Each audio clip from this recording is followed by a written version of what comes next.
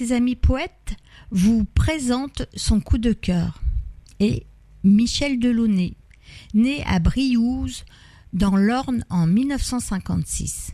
Michel Delaunay grandit dans un bocage luxuriant qui, dès l'enfance, lui inspire des poèmes classiques à caractère lyrique et panthéiste.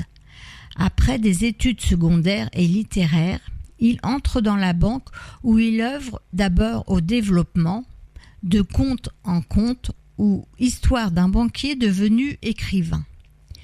Il n'a pas eu la patience d'attendre le gong libérateur de la retraite. Professionnel pour épancher sa soif d'écriture, ancien cadre dans une banque agricole et mutualiste, Michel Delaunay revendique et assume son nouveau métier. Il vient de sortir son premier roman, Le mystère de la Roche d'Ouêtre, aux éditions de l'Ornal. C'est Jules Verne qui l'a ouvert à la lecture à la fin de la 6e. J'avais bouffé toute sa bibliographie, se souvient Michel Delaunay. Une lecture presque en catimini, la nuit à la lampe électrique au fond de mon lit. Et voici maintenant. Emmène-moi là-haut.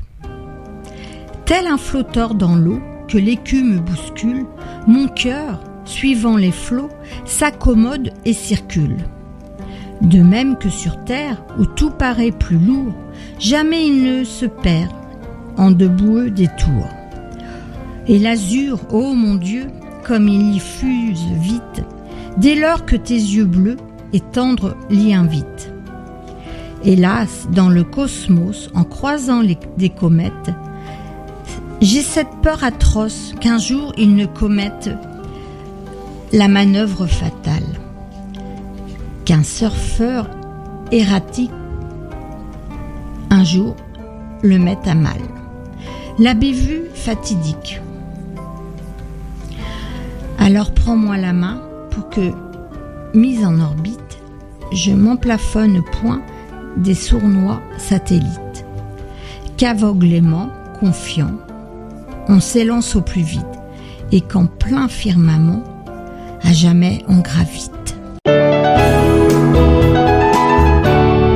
Et voici maintenant la deuxième lecture de poésie de Michel Delaunay.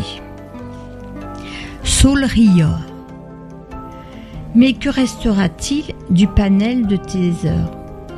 Ô mon saule estival, ô mon arbre solaire, toi dans les blonds cheveux, hier filtrais encore sur ma sieste alanguie les rayons incendiaires.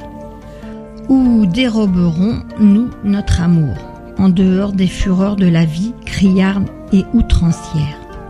Sinon, sous ton rideau abritant ce décor, fait pour que les amants chuchotent, puis s'en serrent. Quand tu n'auras plus que les membres de ton corps, ou mon osier, tout nu, dévêtu par l'hiver, ta peau jaune luira au milieu des bois meurs, tel l'éternel vernis du feu de la lumière, dont l'éclat peut soudain tout changer en trésor, ou faire un paradis du pire coin de terre.